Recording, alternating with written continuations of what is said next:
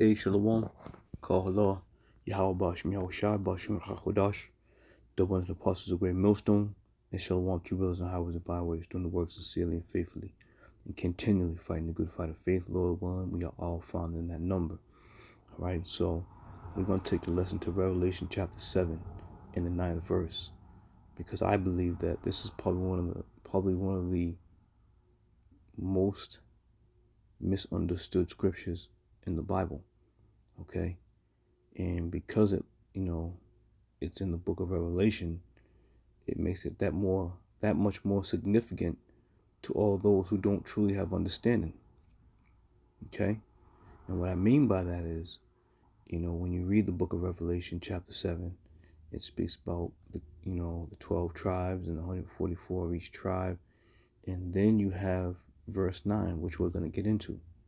Okay, but what people fail to do, and a lot of them, they fail to read, study, examine, break down certain words, the etymology of words. Now, if they've done these things, then there'd be a much more clearer understanding for these people. But since it's not, let's go through it and edify. All right, so Revelation 7 and 9, it says, "After this I beheld, and lo, a great multitude, which no man could number, of all nations and kindred and people and tongues, stood before the throne and before the Lamb, clothed with white robe and palms in their hands." Okay, so now what we're going to do is we're going to take it to the blue letter. All right, here we have the blue letter, and got it all queued up, ready to go. This is Revelation 7, King James Version. All right, so let's break it down to 9 and open up the tools. All right, and let's start breaking down what some of these words mean, because once you understand what these words mean, you will never look or receive that understanding which was taught unto you. You're not going to receive that no more, or believe it, I should say. So it reads, "After this I beheld, and lo, a great multitude." All right, so that's the first word we're going to focus in on, and that's that word multitude, and that's G3793.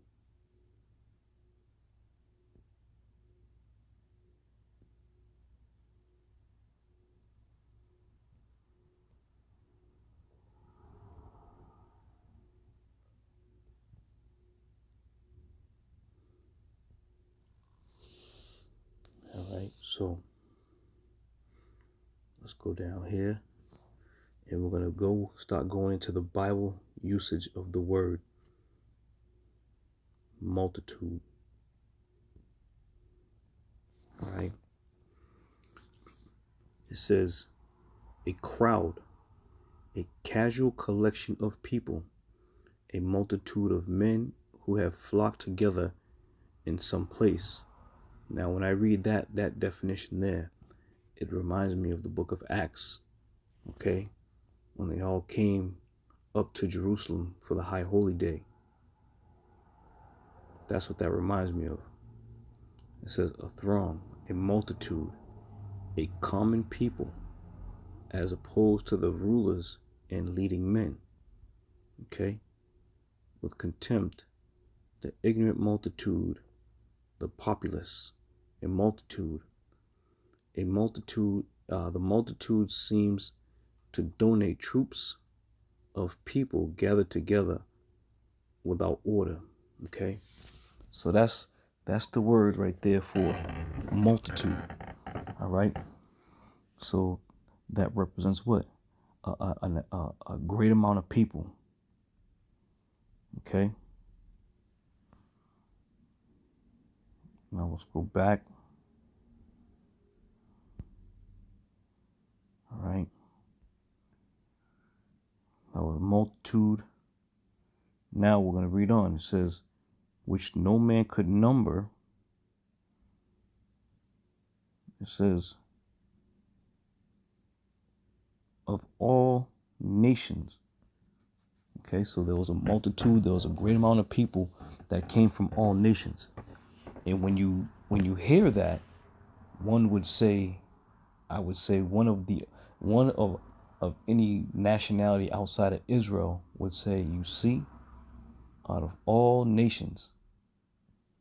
And this is how a lot of people include themselves in the sheepfold, because they read this verse in chapter 7. They read this verse and truly believe it speaks to them and anybody else outside of the nation of Israel.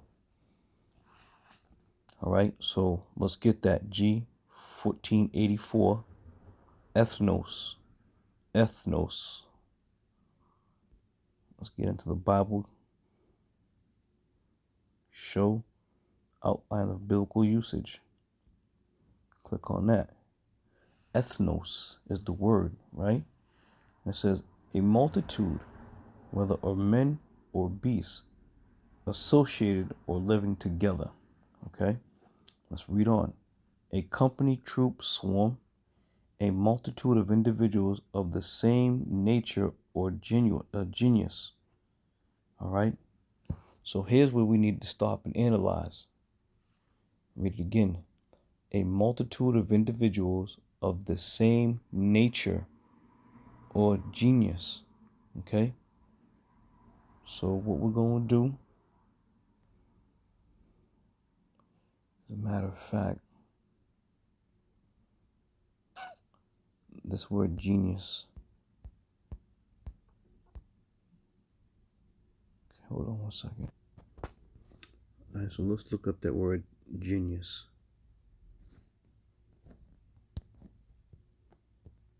Okay, forgive me, I don't have my glasses on when I started this. All right, genius. And the key word underneath that, okay, is biology.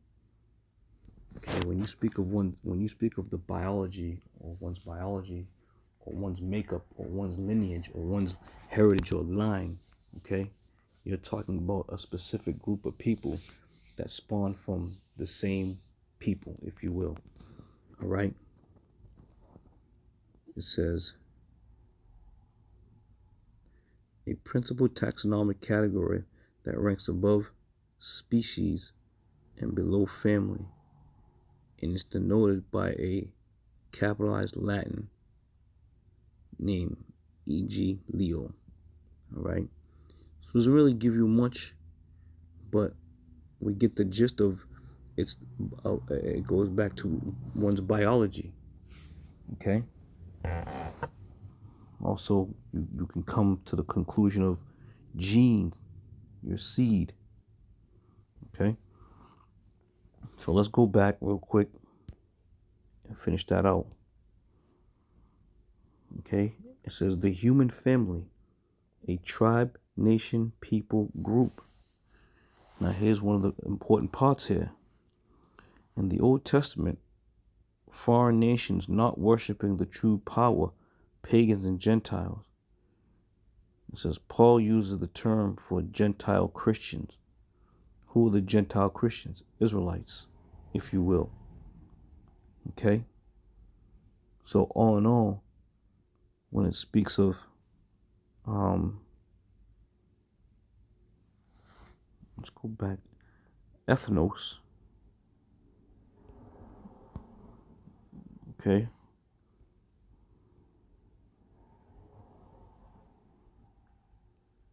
Forgive me, brother, I don't have my glasses on.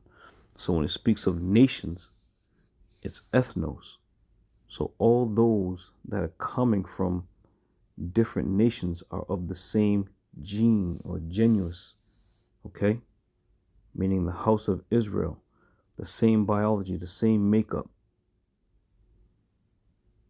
Because if you look at it at face value, you know, a multitude of people out of all nations, you can quickly say, wait a minute, that's talking about different makeup of people, a different biology of people. But this classifies of the same nature. You see?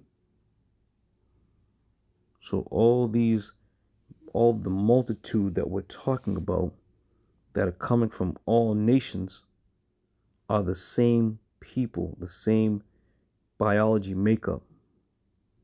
makeup. Okay? So let's read on a little more. It says, and kindreds, philia. Let's see what kindred says. Now we're getting closer and closer to true understanding. It says, a tribe. In the New Testament, all the persons descending from one of the 12 patriarchs of the patriarch Shalakia. I'm getting a little excited here. In the New Testament, all persons descending from one of the 12 sons of the patriarch Jacob, a nation, people. All right. So that's the dagger there, if you will. All right. So let's go back now. Let's go back and just make sure we get it right here. Make sure we're seeing it right. Okay. And it says, get down here, kindred. It says, all nations and kindreds. You know? So you would think, yeah, all the nations and all their families. No, this is Israelites coming out of all nations of the same lineage. So that word is philia, and it's 5443. And once again, it reads, the Bible usage, in the New Testament, all the persons descending from one of the 12 sons of the patriarch Jacob. So there's no need to really go any further. When you read the book of Revelation chapter 7 and verse 9, when it speaks about the multitude, okay, and it speaks about the nations, okay, and then it goes on to describe the kindred. So all that combined together equals what? One group of people, which are the children of Israel. Period. And if you see, there's really not much to add. You know? It has bullet point A, and it goes on. That's it. A tribe. All right? So with that, let's go and finish that bad boy up.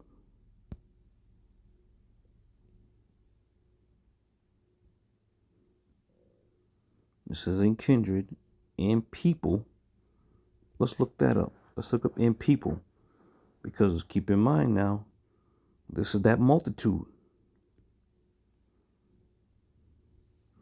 It says people group, tribe, nation, all those who are of the same stock and language. Whew. All those who are of the same stock. When you become a father, okay, and you have children, and your children have children, and their children have children, okay, that is your stock. That is your heritage. That is your lineage. That is your people. Okay? And this is saying the very same thing concerning the people that are spoken of in Revelation 7 and 9. Because you read about the 144,000 who are Israelites. All right? And people are willing to accept. They're willing to accept that the Israelites are going to rule over the world. They're willing to accept that because they believe that by reading Revelation 7 and 9 that they're included in the promises, in the glory. So they're willing to accept that. But now, as they get understanding in these last days, because there's all types of truth coming out. All right, the word is coming out. It's being broken down in ways people have never heard it before. Now people are scratching their heads. They're second guessing themselves. They're second guessing their God. Okay. And the only conclusion they're really able to come to is that what? They've been lied to. All right? Let me read that again.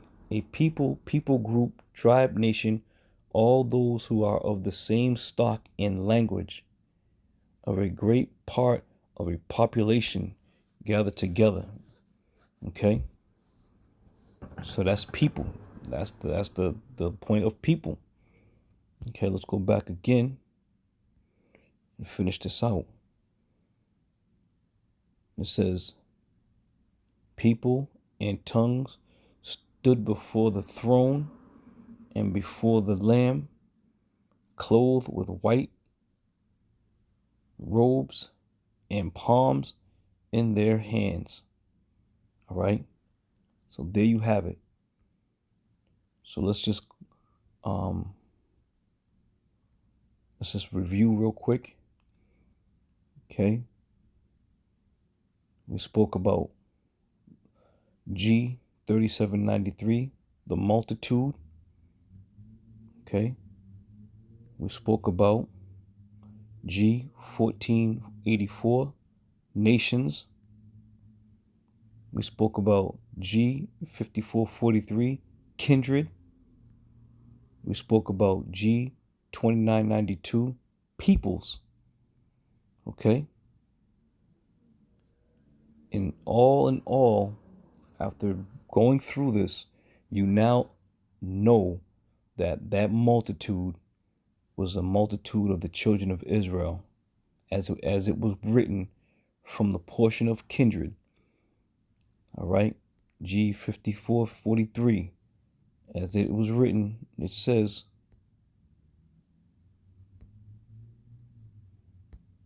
"Not a damn thing don't want to open up." Satan.